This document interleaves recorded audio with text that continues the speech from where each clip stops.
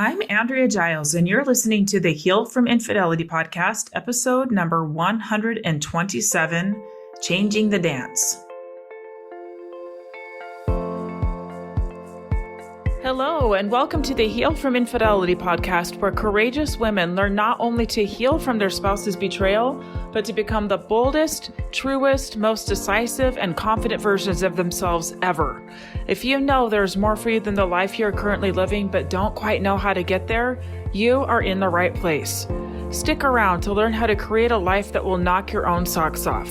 Is it possible? It is, and I'm here to show you how. I'm your host, Andrea Giles. Are you ready? Let's dive in. Hello, everybody. Welcome to another episode of Heal from Infidelity. Today, we're going to be talking about changing up the things that we used to do, changing up our routines, changing up the ways that we showed up in the world, the ways that we showed up in our marriage. And I'm going to be using an analogy around dance. I recently had a conversation with a coach friend of mine who just made one simple little comment about in relationships, especially after they have experienced crisis, how they really have to be willing to step out, in her analogy was out on the dance floor and learn a new dance. And that's all she said, but it really stuck with me. And I've been thinking about it a ton and thought, I'm going to teach something around this because I think that it's a really good way of understanding what it is that needs to happen after infidelity to really be able to truly move forward. Okay, so every marriage has a dance, roles that we play, the way that we interact with each other. We all have our own unique dance. Every marriage is different. The way that we communicate, the way that we divide up things, the way that we fight, the way that we love, the way that we do everything, it's a dance. And early on in marriage, we show the very best parts of us, our very best dance moves. And then over time, we kind of get locked into what feels the most comfortable, right? What doesn't rock the boat the most. That's something that I see a lot. What doesn't really require as much of us as far as reinvention, learning new skills, things like that. We have this dance that we fall into. Now, with infidelity, there's a crisis out on the dance floor. And it can often feel like your partner dropped you on your head. And that's putting it pretty mildly, right? It can feel very catastrophic. It can feel painful. And what I see is often what happens is one or both partners wants to just get back up and go back out on the dance floor and carry on as if nothing happens, or as if nothing happened, past tense. So if you think about, I'm thinking of like the Olympics, okay, figure skating. You see those amazing figure skaters that have worked so hard, worked their whole life for this moment, and they fall. And I always feel bad. My heart always goes out to them. But what do? They get back up. They finish the routine, right? They finish the routine. We see that in professional dancing as well. They might mess up and they keep going. That's great. In those settings, that's great. But those people would be foolish if they did not take the time when they're off the dance floor to really, really evaluate what happened, to understand why they fell, to feel the shame, to feel the embarrassment of looking at the footage and really understanding that one misstep where something happened that caused this catastrophic fall that maybe cost them the Olympics or some other competition, right? It's the same for you, my friends.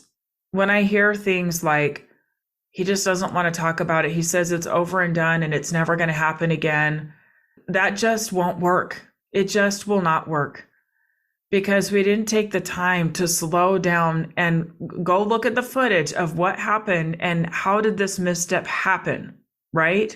What happened? Where did you step out of the dance, right? Where did you decide to go bring another person into our dance? Where did you step away? what was happening, right? Really evaluating the whole thing is so important. And then, in addition to that, it's so important and crucial to get back out on that dance floor and learn a new dance. So many of you have probably heard of the show Dancing with the Stars. It's been around for a long time. I really don't watch it that often, but there's one of the dancers that's the star, not the professional, but the star, is Jason Mraz. And I've been a fan of Jason Mraz for a long time. So I'm watching it this season. And for those of you unfamiliar with the show, basically what it is they have professional dancers that are trained professional dancers. And then stars in different industries are brought on the show to be paired with these professional dancers. And it's a dance competition to see who does the best. So there are football players, and there are YouTubers, and there are singers, and there are all different kinds of careers represented. And Jason Mraz is a singer, but they are not dancers, right? They are not dancers, but their partners are. So as I've been watching, it's just a few weeks in, it is fascinating to me to see the dynamics in these partnerships. And you can see where the professional dancers are heavily, heavily carrying their partner, where they are working overtime to make their partner look good because their partner really struggles. How often do we do this in our marriages? How often are we doing a song and a dance and exhausting ourselves by carrying too much of the dance, right? I want you to think about pre-infidelity. What was your dance like? Who did the heavy lifting? Who was the one constantly moving, right? Constantly moving to kind of keep things going, constantly like song and dance, trying to take care of everything, all the moving parts, trying to take care of the relationship and the kids and all the things just to get to the other side of that dance, right? Just to get through. This is exhausting. Even in watching the show, they show little outtakes and they show little video practice sessions when they're practicing, and you can see when the professionals are working with their people, you can see which partnerships work a little bit better than others. They all work really hard, right? They're all working hard, but you can see where the professionals are just having to work overtime to carry their partner. And it's a little bit painful to watch. And then you see the ones like my boy, Jason Mraz, who is showing up and he's working so hard and putting himself out there and being vulnerable, and he's doing really, really well, right? This is what we're going for moving forward after infidelity. There is no going back. There is no going back. If you go back, I can guarantee it's a patch-up job. I can guarantee that, yeah, you might be falling into the same dance that you did before, but you throw in all of the hurt from infidelity without a place for it to go, without healing, without really navigating it, without airing it, without really talking about it, without understanding it. You're just going back to the old dance and asking for more pain. It will come to a head. Resentment and contempt and bitterness and anger, they do emerge. Often they emerge in actions that maybe we might not be very proud of. They can emerge in slowly, steadily breaking down the marriage more and more and more until both of you don't want to be there anymore, or one or both of you, right? It can emerge into, it can become a place where our own soul just kind of feels like it's withering and dying because we know that we are not living as the highest level of ourselves. We are settling. We're settling for same old, where you can't emotionally go back to how it was before the infidelity. There is no going back. It's different now, right? Let it be different. Let it be hard. Let it be a new beginning.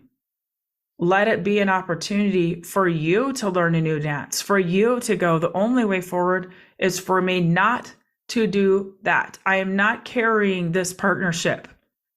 I will have a partnership or I will dance alone until there's somebody that maybe wants to be a partner with me, like an equal partner, right?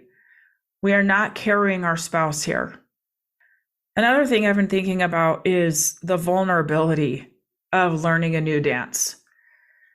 Again, back to this show that I'm watching. Oh, it's painful to watch sometimes. These people who are not dancers, they are not dancers. They're like online influencers and professions where there's no physical movement required whatsoever, right? Oh, it's painful sometimes to watch. It's very vulnerable to get out there feeling very unskilled and putting themselves on the line for the scrutiny of everybody watching that show and these judges that can be kind of harsh sometimes.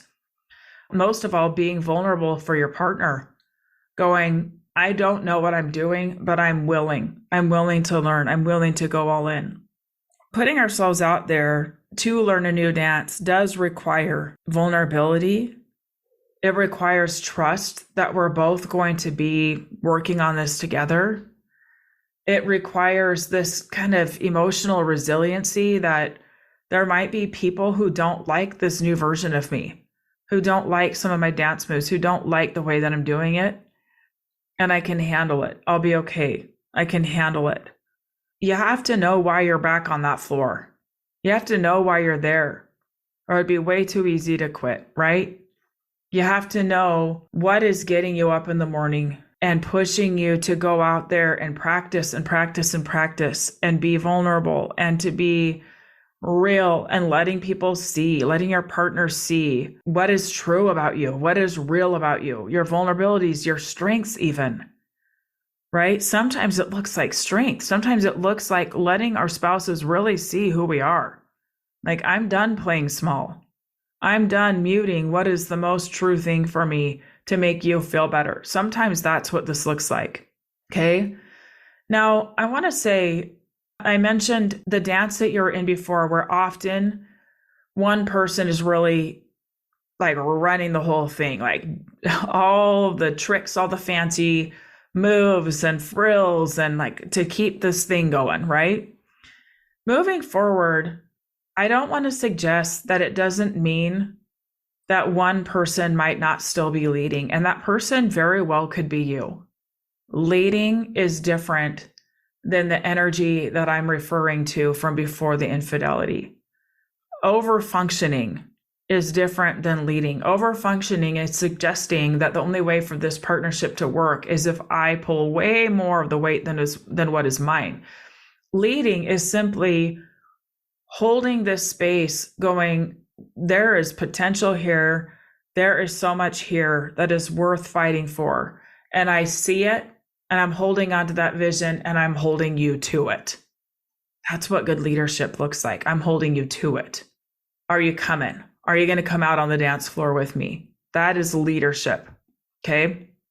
So you might very well be the one that's leading this and going, I'm not going back. I'm not going to be doing the same things that we did before. This is what I am committing to you. What can you commit to? Right? What can you commit to? And then you take it from there. Okay. And then you take it from there. In this new space, there's vulnerability for both of you. It's letting yourself be seen. It's letting yourself show up in a way that maybe you never have before. It is practicing talking about things in a way that maybe you haven't before. Really communicating, really being transparent, learning new ways of fighting, of dealing with conflict in ways that you both respect yourself at the end of the day. It is learning to not sweep things under the rug and to deal with them head on quickly and moving forward. There's so much here. Okay. There's so much here in this new dance. It just requires a commitment to it, a commitment to not running and hiding when it's really challenging, being willing to be seen. So the question to you, my listeners, is, are you willing to step back out on that dance floor? What does that look like to you? What does that mean to you to step out of maybe a pattern that you are currently in? What does that mean for you? and learning a new dance. And what you learn when you step out there is you learn who is willing to dance with you. It requires one person, not a waiting, like, I'm just going to wait. I'm just going to wait and see what they do. It's going, no, I'm actually going to own this. I'm going to move forward. I'm not going to let this crisis define the rest of my life. I'm going to take this thing and I'm going to turn it into some new moves that actually help me to grow and to feel stronger and more capable. And I'm going to practice these moves, and I'm going to be partnered with somebody who wants to do this with me, whether it be the same person that I've been with or somebody else, or hanging out by myself for a while. I'm okay with that. I'm okay with that, and trusting that it will lead you somewhere good. Okay. Thank you for being here today. That's what I've got for you. I want you to think about where you are in this, and if you are just kind of trying to regurgitate the same dance moves that you did before the infidelity, I hope that you are committed to learning some new moves, to practicing them, and committed to partnering with somebody who's willing to learn them with you, whether it be the person you're with or somebody you don't know yet. Okay. Before I wrap up, I ask that if you have not left a review, I hear from people a lot saying, oh, I need to do that. I mean to do that, and I forget. I appreciate it so much when those reviews come in. It's very, very, very helpful for my ratings. It's very helpful for my ratings, for people to be able to find this podcast. And if it's helped you, there are lots of other people that it will help too. So please take the time to do that. The other thing is I will be hosting a class next week. By the time you get this, I'll be hosting a free class next week. I will be putting the show in the show notes. It's about getting your life back after infidelity. This is a class that I will be offering in the future repeatedly as new people step into the infidelity space. If you have not heard this content yet, it is life-changing. I invite you to go register for the class. I will be doing it live coming up here soon. So go to the show notes, go get yourself signed up for that. All right, take care, my friends, and I will see you soon. All right, bye-bye. Thank you for listening to the Heal from Infidelity podcast. If you would like to be kept in the know about upcoming free classes, new podcast episodes, and other ways of working with me, go subscribe to my weekly email. You can subscribe at AndreaGiles.com/lies-about-infidelity/. Again, it's AndreaGiles.com/lies-about-infidelity/. I will see you next time.